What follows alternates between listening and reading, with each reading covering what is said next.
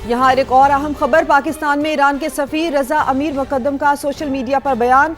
जंग रोकने के लिए पाकिस्तान की कोशिशें हसास मरहले में दाखिल हो गई हैं। ईरानी सफीर की जानिब से कहा गया है पाकिस्तान नेक नियति और खैर सगाली के जज्बे के तहत कोशिश कर रहा है, मजीद तफसीलात के लिए इंतजार करें। पाकिस्तान में ईरान के सफीर रजा अमीरी मुकद्दम का सोशल मीडिया पर बयान। जंग रोकने के लिए पाकिस्तान की कोशिशें हसास मरहले में दाखिल हो गई हैं। ईरानी सफीर की जानिब से ऐसा कहा गया है। मजीद कहा कि पाकिस्तान नेक नियति और खैर सगाली के जज्बे के तहत कोशिश कर रहा है, मजीद तफसीलात के लिए इंतजार करे। पाकिस्तान में ईरान के सफीर रजा अमीरी मुकद्दम का सोशल मीडिया पर बयान जारी किया गया है, जबकि जंग रोकने के लिए पाकिस्तान की कोशिशें हसास मरहले में दाखिल हो गई हैं। ईरानी सफीर की जानिब से ऐसा कहा गया है पाकिस्तान नेक नियति और खैर सगाली के जज्बे के तहत कोशिश कर रहा है, मजीद तफसीलात के लिए इंतजार करें। ईरान और अमेरिका के मुज़ाकरात पर बात करने के लिए हमारे साथ मौजूद हैं दिफाई तज्ज़ियाकार कर्नल रिटायर्ड आबिद लतीफ़ साहब। आबिद लतीफ़ साहब, आपका शुक्रिया, आपने वक्त दिया। ये फरमाइएगा कि एक तरफ तो ट्रंप मुज़ाकरात की बातें कर रहे हैं, दूसरी जानिब सदर ने मजीद हमलों की धमकी भी दे दी है। ओवरऑल सिचुएशन पर आपका तज्ज़िया क्या कहता है? बहुत शुक्रिया। देखिए जी, ओवरऑल सिचुएशन तो अभी भी कम्प्लेक्स है और उसकी रीज़न ये है कि आप इस पूरे के पूरे मामले के अंदर ट्रस्ट डेफिसिट है। ईरान को बिल्कुल ट्रस्ट नहीं है कि, और राइटली सो, बिकॉज बार बार जो है वो ईरान ये कहता है कि उसके ट्रस्ट को ब्रीच किया गया है। जब बात होती है किसी न किसी नेगोशिएशन की या मामलात की या किसी एग्रीमेंट के करीब पहुंचने की और बहुत करीब पहुंचने की, यानी यहाँ तक कि कल अनाउंस कर दिया जाएगा कि एक एग्रीमेंट हो रहा है या हमने ये प्रॉब्लम सॉल्व कर लिया है, तो उसी दिन अगले दिन जो है वो ईरान पे अटैक कर दिया जाता है या कोई ऐसी सिचुएशन क्रिएट कर दी जाती है। तो इसलिए किसी भी नेगोशिएशन में जी, किसी भी मामले में चाहे जंग भी हो, कॉन्फ्लिक्ट भी हो, तो उसको तो इवेंचुअली उसने टेबल पे सॉल्व होना होता है, थ्रू नेगोशिएशन सॉल्व होना होता है। लेकिन उसके लिए एक ट्रस्ट और एक ग्राउंड चाहिए होता है। और अगर यहाँ पे आप देखें तो इस कॉन्फ्लिक्ट की कम्प्लेक्सिटी यही है कि ये आज भी वहीं खड़ा है जहाँ ये पहले दिन था। और जिस तरीके से उन्होंने कल प्रेसिडेंट ट्रम्प ने खिताब किया और उसमें उन्होंने कहा कि वो बहुत सारी चीज़ों को उन्होंने डिफाइन किया, नेटो का रोल, अपने इत्तेहादियों का रोल, जापान के बारे में कहा कि जी हमने जापान को प्रोटेक्ट किया बड़े अरसे से, 45,000 ट्रुप्स थे वहाँ पे साउथ कोरिया में, इन दोनों को हमने नॉर्थ कोरिया से बचाया, लेकिन इस जंग के अंदर हमारे साथ कोई नहीं खड़ा हुआ।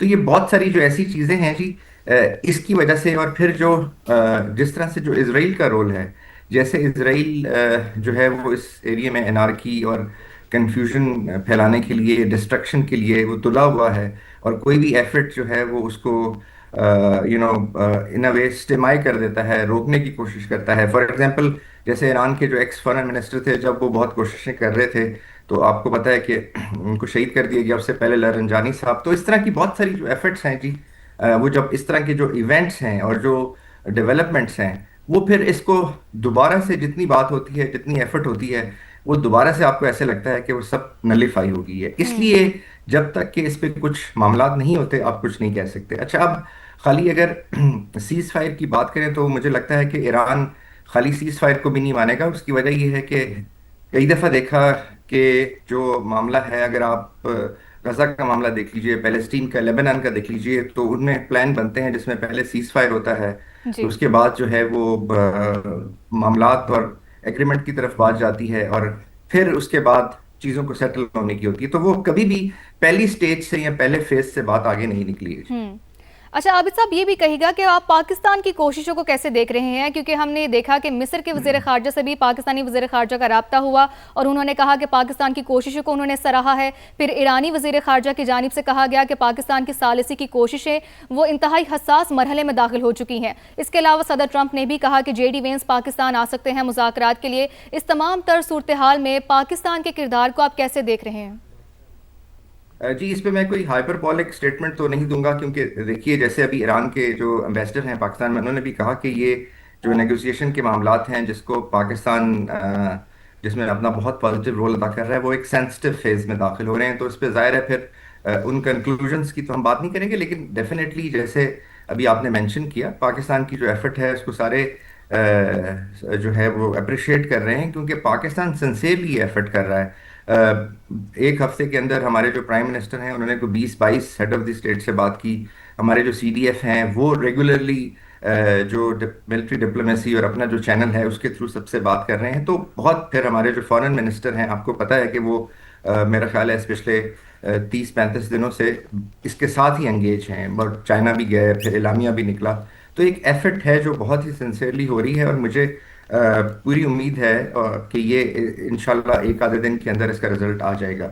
अब जेडी वैंस साहब की जैसे बात की जा रही है जी, पहले भी कहा गया था, लेकिन नेचुरली जब कुछ मामलात होते हैं जो जो फरीकैन जिसमें स्पेशली फिर ट्रस्ट का इतना डेफिसिट हो, फिर दूसरी तरफ से जब नेगोशिएशन की बात की जाए जैसे ट्रम्प साहब करते हैं, तो साथ ही वो साइबर रैटलिंग भी शुरू कर देते हैं। तो फिर ऐसी सूरत में थोड़ा टाइम लगता है इन चीज़ों को थोड़ा सा कूल डाउन करने के लिए, ऑफ रैंप जो है उसकी तरफ ले जाने के लिए। अच्छा, इसमें क्योंकि एस्केलेशन कंट्रोल नहीं है, इट्स एस्केलेशन ट्रैप, तो उसके लिए लग ये रहा है कि ये जो सारा टाइम लग रहा है, ये ऑफ रैंप क्रिएट करने में टाइम लग रहा है, क्योंकि इसके साथ कोई जेनेरिक इस कॉन्फ्लिक्ट के साथ ऑफ रैंप इनबिल्ट नहीं है। क्योंकि हर कॉन्फ्लिक्ट के साथ ऑफ रैंप इनबिल्ट होता है ताकि आप उसको डी एस्केलेट कर सकें, लेकिन क्योंकि इसके साथ है नहीं, क्योंकि कोई एस्केलेशन कंट्रोल नहीं है, तो आई थिंक उसमें थोड़ा टाइम लग रहा है। और उम्मीद है कि इंशाल्लाह कोई अच्छी खबर आएगी, और दुआ करते हैं, क्योंकि जिस तरीके से जो दुनिया एक हिजान में बरपा हुआ है, और जिस तरह से हमारा रीजन जो है पर्टिकुलरली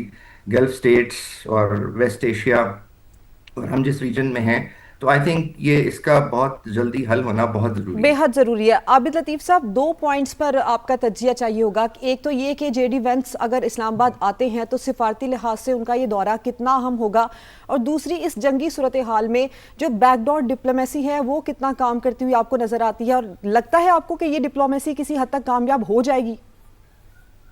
जी देखिए, तो इसमें कोई शक नहीं है कि अगर वो आते हैं जेडी वैंस साहब, तो वो इसकी जो नेगोशिएशंस जो भी हो रही हैं, जो भी इसका फॉर्मेट तैयार हो रहा है, जो भी इसमें पॉइंट अंडर डिस्कशन हो रहे हैं, ज़ाहिर है इसमें टू एंड फ्रो जो है वो मूवमेंट होती है। एक फरीक एक पॉइंट देता है, फिर उसको कन्वे किया जाता है इंटरलोक्यूटर के थ्रू, या जो भी मुल्क इसमें अपना किरदार अदा कर रहा है पॉजिटिव, और वो ज़ाहिर है वो पाकिस्तान कर रहा है।